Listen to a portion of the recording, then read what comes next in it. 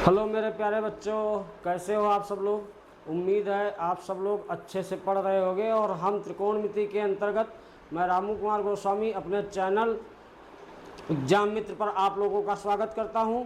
और जैसा हमने आपसे वादा किया है उसी के अनुसार अपनी कक्षा को हम आगे बढ़ाएंगे। और हमने आपसे वादा किया था कि कक्षा 10 की त्रिकोणमिति हो या पूरी मैथ हो, अगर हमारे क्लास सारे देखते हो तो आपके जो नंबर हैं वो 90 से 100 के बीच में, 90 और 100 के बीच में जाएंगे। ये मेरा वादा है। आइए मिलते हैं त्रिकोणमिति के अगले क्लास के अंतर्गत। तो यहाँ हमने लिखा है लघुत्तरी प्रश्न जो हैं आज चालू हो रहे हैं त्रिकोणमिति के, जिसमें पहले लिखा है निम्नलिखित में से प्रत्येक में 3 त्रिकोणमिति अनुपातों में से एक दिया है। हमने तुमको पिछली क्लास में बताए थे कि मुख्य रेशियो मतलब ये जो त्रिकोणमिति अनुपात होते हैं होता क्या है। दरअसल एक समकोण त्रिभुज की भुजाओं के अनुपात को, एक समकोण त्रिभुज की थोड़ा ये जान लेते हैं जिससे हमको आगे पढ़ने में मजबूती मिलेगी। जैसे मान लीजिए ये जो हम तुमको बता चुके हैं कि जो त्रिकोणमिति अनुपात होते हैं ये किसी समकोण त्रिभुज के लिए होते हैं। तो किसी समकोण त्रिभुज के लिए ही मुख्य रूप से अगर देखा जाए किसी समकोण त्रिभुज के लिए तो 3 मुख्य त्रिकोणमिति अनुपात होते हैं। पहला क्या होता है, ज्या जिसको इंग्लिश में साइन कहते हैं, दूसरा कोज्या जिसको कास कहते हैं, तीसरा स्पज्या जिसको टैन कहते हैं। 3 मुख्य फलन होते हैं, साइन कास टैन, और 3 इनके व्युत्क्रम होते हैं। तो किसी समकोण त्रिभुज की भुजाओं के अनुपात को ही, किसी समकोण त्रिभुज की भुजाओं के अनुपात को ही ज्या, स्पज्या और कोज्या कहते हैं। आइए देखते हैं। जैसे हमने बताया कि पड़ी भुजा और खड़ी भुजा के बीच का कोण कितना होता है, 90 डिग्री होता है। अगर किसी त्रिभुज का एक कोण 90 डिग्री है तो उस त्रिभुज को बच्चों समकोण त्रिभुज कहते हैं। शेष दो जो कोण बचते हैं वो न्यून कोण होते हैं, क्योंकि किसी त्रिभुज के तीनों कोणों का योग 180 होता है। उसमें से एक निकल गया 90 का, तो शेष क्या बचा 90। अब 90 में से कुछ हिस्सा इसका होगा, कुछ इसका होगा। अगर ये 1 डिग्री भी हुआ तो ये 89 होगा, तब 89 और 1 का योग 90 होगा।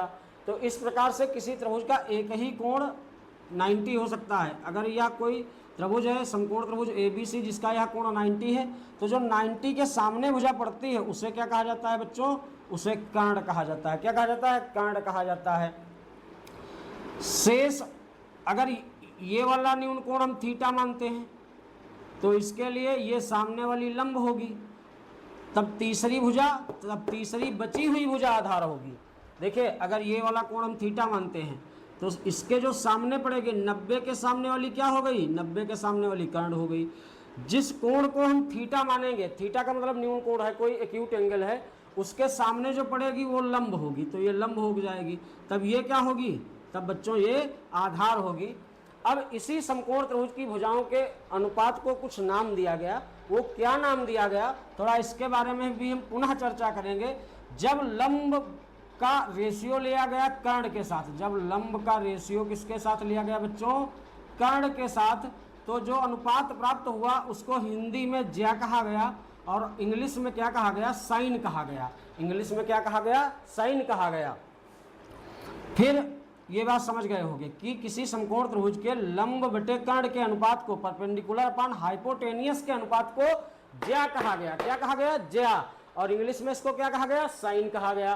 फिर बात आती है अगर इस भुजा के साथ कर्ण का रेशियो निकालते हैं, यानी अगर आधार बटे कर्ण करते हैं तो आधार बटे कर्ण को, बेस अपॉन हाइपोटेनियस को कोज्या कहा गया। क्या कहा गया, कोज्या कहा गया, या इसको इंग्लिश में कास कहा गया, इंग्लिश में कास कहा गया और हिंदी में क्या कहा गया, कोज्या कहा गया। समझ गए हो। आधार बटे कर्ण के अनुपात को कोज्या कहते हैं, लंब बटे कर्ण के अनुपात को ज्या कहते हैं। यानी लंब बटे कर्ण बराबर साइन होता है, आधार बटे कर्ण बराबर क्या होता है, कास होता है। और बच्चों अब एक और रेशियो बन सकता है यहाँ से, लंब बटे आधार। एक बार लंब के साथ में कर्ण, या ये कह लीजिए कर्ण के साथ में लंब, एक बार कर्ण के साथ में आधार। अब लंब के साथ में जब आधार करोगे तो लंब बटे आधार का रेशियो, परपेंडिकुलर अपॉन हाइपोटेनियस के रेशियो को स्पज्या क्या कहा गया, स्पज्या या टैन कहा गया, या स्पज्या या टैन कहा गया। तो इस प्रकार से बच्चों आप समझ गए होंगे कि किसी समकोण त्रिभुज की भुजाओं के अनुपात को ही हम ज्या को ज्या स्पज्या कहते हैं, यानी साइन कास टैन कहते हैं। तो त्रिकोणमिति में 3 मुख्य फलन और 3 इनके व्युत्क्रम होते हैं। साइन का व्युत्क्रम हमने बताया कौशिक होता है, कास का व्युत्क्रम सेक होता है और टैन का व्युत्क्रम बच्चों काट होता है। तो जब किसी त्रिभुज की, जब बच्चों किसी त्रिभुज की 2 भुजाएं, इसको हम रफ किए देते हैं, जब बच्चों किसी त्रिभुज की 2 भुजाएं तुमको पता हो, तो तीसरी भुजा निकालने के लिए पाइथागोरस प्रमेय का प्रयोग करते हैं। तो तीसरी भुजा निकालने के लिए क्या करते हैं? पाइथागोरस प्रमेय का प्रयोग करते हैं। पाइथागोरस प्रमेय क्या होती है बताइए। देखिए, पाइथागोरस प्रमेय होती है कर्ण स्क्वायर बराबर लंब स्क्वायर प्लस आधार स्क्वायर। तो इसका प्रयोग बच्चों कब करते हैं? जब किसी त्रिभुज की 2 भुजाएं पता हो और तीसरी भुजा निकालनी हो। तो hypotenuse is equal to perpendicular square plus base square. अब एक बात और समझ लेना, अगर इसको न्यून कोण थीटा मानोगे इसको, तो इसके जो सामने पड़ेगी तो ये लंब हो जाएगी और ये आधार हो जाएगी, कर्ण नहीं चेंज होता है। तो इस प्रकार से आइए अपने प्रश्नों की ओर बढ़ते हैं, जिसमें पहला प्रश्न दिया है, यानी यहाँ पर क्या दिया है? प्रत्येक में 3 त्रिकोणमितीय अनुपातों में से एक दिया है। तो 3 त्रिकोणमितीय अनुपात जब बात करेगा तो हम फिर मुख्य रेशियो में चले जाएंगे। मुख्य रेशियो का मतलब साइन कास टैन में चले जाएंगे, क्योंकि इनमें कहता है निम्नलिखित में से प्रत्येक में 3 त्रिकोणमितीय अनुपातों में से एक दिया है, अन्य 2 त्रिकोणमितीय अनुपात ज्ञात कीजिए। यानी साइन कास टैन में से एक दिया है, तुमको दो अन्य अनुपात ज्ञात करने हैं। तो पहला प्रश्न हमारा देखिए बच्चों क्या है, ये रहा आपके स्क्रीन पर। पहला है sine A is equal to 1/11। कितना दिया है? Sine A is equal to 1/11। तो हम क्या करते हैं, इसके लिए एक समकोण त्रिभुज लेते हैं, क्योंकि साइन कास टैन ए किसी समकोण त्रिभुज पर अप्लाई किए जाते हैं। तो अगर साइन ए दिया है, मान लीजिए हमने ये कोण माना ABC। अब इसका मुख्य कोण थीटा के जगह पर इन्होंने क्या यूज किया है? Capital A. तो हम भी क्या यूज कर लें? Capital A. ये कोई समकोण त्रिभुज है जिसका कोण भी 90 है, तो 90 के सामने जो साइड पड़ेगी वो क्या होगी बच्चों? वो कर्ण होगी। और अगर इस कोण को ए मानते हैं तो ए के लिए ये वाली सामने वाली ए के लंब होगी, तो यह क्या होगी? ये आधार होगी। अब देखिए साइन ए बराबर कितना दिया है? 1/11। तो यानी साइन ए बराबर बच्चों क्या होता है? पीछे की क्लास में देखना हमारे वीडियो, वहाँ पर क्लियर हो जाएगा। साइन ए बराबर होता है लंब बटे कर्ण, यानी परपेंडिकुलर अपान हाइपोटेनियस। तो यहाँ पर लंब कितना दिया है किसी समकोण त्रिभुज का? 1 दिया है। इसके अंश में लंब है तो इसके अंश में 1 है, तो इसका मतलब लंब बराबर क्या हो गया? 1, और कर्ण बराबर कितना हो गया? 11। तो इसका हम इस समकोण त्रिभुज का लंब 1 मान लेते हैं, कर्ण क्या मानते हैं? 11। तो ये तीसरी भुजा ज्ञात करते हैं।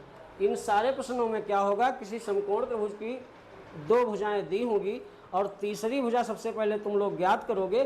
तीसरी भुजा ज्ञात करने के लिए हम किसी समकोण त्रिभुज का प्रयोग करेंगे, उसमें जो 90 के सामने होगी उसको कर्ण मानेंगे, और जिस कोण को मुख्य रूप से लेते हैं, जैसे ए लिया तो ये लंब हो गई, ये कर्ण हो गया।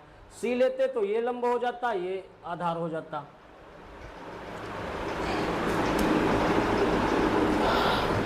माफ कीजिएगा, जैसे ए लिया तो ए के लिए लंब हो गया, ए आधार हो गया। अगर सी लेते तो ये लंब हो जाता, ए आधार हो जाता। अब यहाँ पर देखिए साइन ए बराबर कितना है? 1/11। तो यहाँ से साइन, इसका मतलब इसका लंब 1 है और हाइपोटेनियस यानी कर्ण कितना है? 11। इसका आधार निकालते हैं, इसके लिए पाइथागोरस प्रमेय का प्रयोग करते हैं।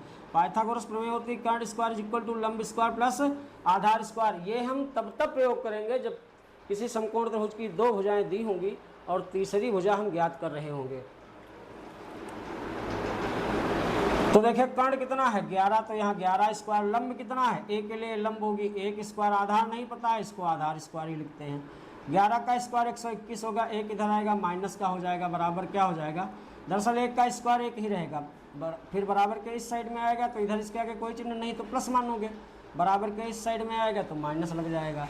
इससे इसको सब्ट्रैक्ट करोगे, प्लस माइनस घटेगा तो बचेगा क्या? 120 बराबर आधार स्क्वायर। यानी ये वाला पक्ष पहले लिख लो और ये वाला पक्ष बाद में लिखो, पक्षांतर न करो। ये पक्ष पहले लिख लो, ये पक्ष बाद में लिख दो। तो आधार स्क्वायर क्या आ गया? 120। तो आधार बराबर करोगे तो क्या हो जाएगा? √120। क्या हो जाएगा? √120। यानी इस त्रिभुज का हमको आधार पता हो गया है √120। अगर इसके हम फैक्टर करें, 120 के क्या करें बच्चों? फैक्टर करें। तो देखिए 2 से काटो, 2 छाक 12, 60 बार, 2 तियाँ 6, 30 बार, 2 अक्कम 2, 2 पंचे 10। अब तो कटेगा नहीं, 3 से कटेगा, लेकिन फैक्टर तो बनेंगे नहीं, तो इसमें एक फैक्टर बाहर हो रहा है। तो इसको हम लिख सकते हैं 2 रूट। ये सब रूट में रह जाएंगे क्या?